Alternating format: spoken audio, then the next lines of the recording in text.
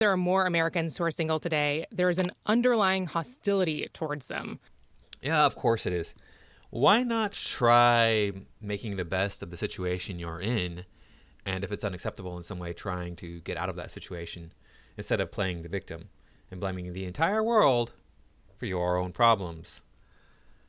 Hello, and welcome to my channel. If you're new here, please remember to subscribe. If you're a repeat customer, make sure that you're still subscribed. And I do appreciate everybody stopping by my channel. Drop a like on the video if you would. Leave a comment down below, and make sure you share the video to get the word out about my channel. Be sure to watch to the very end. That helps the algorithm quite a bit.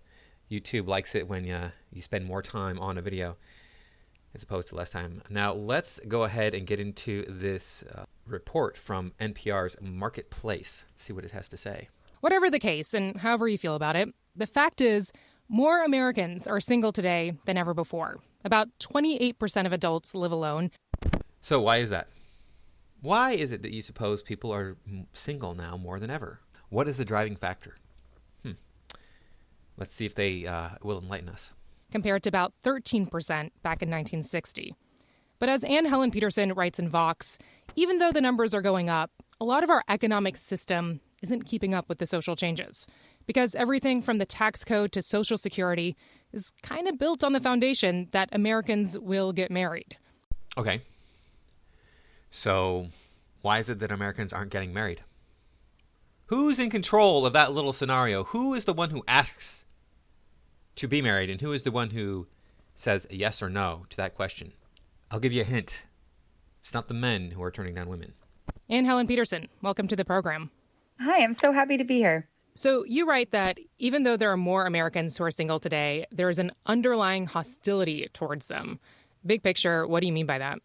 So the way I'm thinking about hostility is less about like someone yelling at you about being single and more about like when we talk about a hostile climate environment, so like the Arctic, right, or the desert. Mm-hmm. In those environments, it is hostile for life to thrive, right? Mm-hmm. There have to be significant adaptations in order for whatever life that does live there to survive. And most things do not survive. I love the hyperbole here. They're likening living single in the United States to living in the frozen Arctic. Okay. It's not that bad.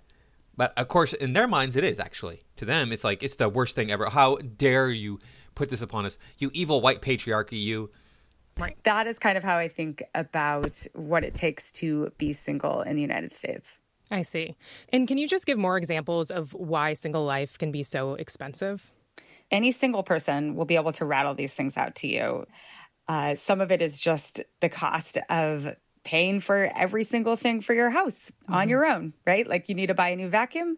That is your cost burden and yours alone. Mm-hmm. But it's also a time tax.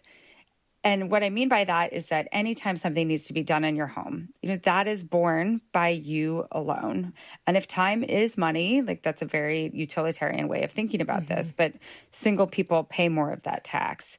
I think sometimes people are like, well, that's your decision, right? You get all the freedoms of being single, and that is the price that you pay. But I think we also have a paucity of imagination when it comes to thinking of different ways that we can arrange life. Things like the social safety net, things like the way we organize health insurance, the way that we think about retirement so that it doesn't penalize single people. None of those things penalize single people. How? Tell me how all those things penalize single people. Is she going to bring up any examples? I bet if you buy her book, she's going to give you plenty of them. But the fact of the matter is, she wants to cry victim because I bet she's single. I don't know. You could probably look her up and find out if she's single. Let me take a look here. All right, here we go. Helen Petersen. She's a columnist. Nothing over here about a spouse. Early life. She's from Idaho. She got an MA in English in 2007. Career. Personal life. She lives in Montana as of September 2020. Oh, she's 39 years old, and she's of Norwegian descent. Yep, whole lot of information there about her husband. Yeah. Maybe if you weren't a gold digger. All right, none of these guys are good enough for you. Like if I went up to Helen Petersen and started talking to her, started chatting her up, I'm sure she would just turn me down flat out. See, the thing is these women who complain about being single are usually just too picky. On occasion, there are some who are like legitimately trying to find somebody and they just can't. And that is also coming from women mostly because, as we've seen in recent years, you can't even approach a woman without being accused of a crime. So men are done with it. Men don't want to deal with you. You want to have these attitudes. You want to be negative towards men or be like, oh, none of you are good enough for me all the time. This is what's going to happen. You're going to be single and you're going to cry about it. Oh, poor Anne. Oh, I feel so sorry for you. Maybe don't live in Montana. Like, nobody lives in Montana. Why don't you use your columnist researcher skills to find the state with the greatest number of men and go move there? The last I checked, it was Colorado. So, anyway, back to the article. There was one stat that you mentioned in your article that just blew my mind. It was that an unmarried woman making around $40,000, and this is back in 2010, could stand to pay almost $500,000 more over her lifetime than a married woman. Like I said, it's all about the poor women's and the problems that the poor women's face by being single. Again, men are the ones that are out there begging you to be with them. You control this, ladies. I'm not saying men aren't culpable in any of this. They are, because men are contributing to the problems by participating in the game. If all you guys out there want to step up and say, hey, look, we're not going to sleep with you until you start to make a commitment, that would help solve the problem. But the fact of the matter is, you are the gatekeepers for this. You are allowing men to sleep with you on the first date. You're allowing men to sleep with you when you don't even know their first name. So they get what they want. Okay, they can just move on and do whatever they want to do. You bring it back to, hey, you got to wife me up before you get any of the good stuff. You see a huge change in this society. But no, you would rather have the whole world change to suit your desires of being a playa. Which is wild. Like, what?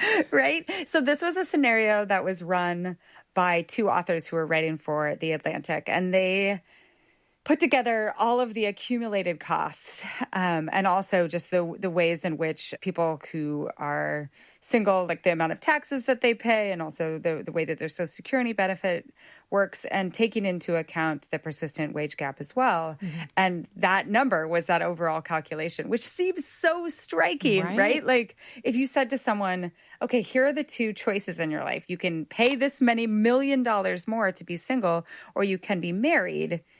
I mean, essentially, that is the decision that we put forth to people. We just don't put it in such stark terms. Right. They act like marriage is like the worst thing that could ever happen to a person. This is so ridiculous. And they're the women. They're the one who comes out of marriage usually with all the benefits. If they get a divorce, marriage is designed to basically benefit women. It used to be the case that it was designed to benefit men. Well, both parties really, but it used to be that a man could kind of ensure that he got what he needed to survive life and pass his genes on. And a woman got the ability to pass her genes on in this sort of social institution where she was with only one man. It wasn't maybe the best scenario for the woman who could go out and get a Chad every other weekend, a different Chad, and have like the best of the best genes. But it was a compromise that we all had to make for the race to thrive and not like be constantly trying to undermine each other. And so are you hopeful that things will change, that policy might at some point in the near future become less centered around the assumption that we're married? I mean, here's the thing. Yeah. There are things in this country that are incredibly popular that we still cannot push through to become policy. I think that a lot of people, a lot of white conservative people in particular. Yep. So white men, because who's more likely to be conservative, man or woman? Man. And she already said white, so yep, follow white men, of course. Still believe that the best thing for everyone is if everyone is married and has children and lives in a home of their own. That'd be more of a simplistic way of looking at it. The best thing for everyone, but the best thing for society at large, I think, is what she's trying to say. So, okay, Miss Helen Petersen, or whatever your last name is, why don't you tell me a better way of organizing civilization? better way of organizing a society that's going to be productive and advance the human species? Please tell me. Enlighten me. You have all the answers, right? You're this educated woman with a master's degree in English. You must know everything then. I'm sure you think you do. Yeah. But that's not a sustainable way forward, right? Nearly 40% of the population is either single or a single parent. And the ways in which people are falling through these social safety nets evidences that we need this sort of change. So my hope is that we can push for more imagination for how to create these systems of care for one another. We've had the solution for thousands of years, and it worked really well for thousands of years. And then suddenly, in the last 50 years or so, you decided you just wanted to upend the whole system and say, there's a better way of doing it. I know there is. I don't need no man. And now you have these problems where the poor women's need to have the whole world changed to cater to their every whim because they can't put aside their feelings for one moment of time and say, there's a better way than just following my feelings every time I get an urge to do something. But what do I know? Happy New Year, everybody. I might be putting out videos regularly for the next few weeks. They changed a schedule for going back to campus due to the Omicron variant. So for the next few weeks, I'm still going to be working from home, and I will be able to get out videos twice a week as usual. And I will see you in the next one.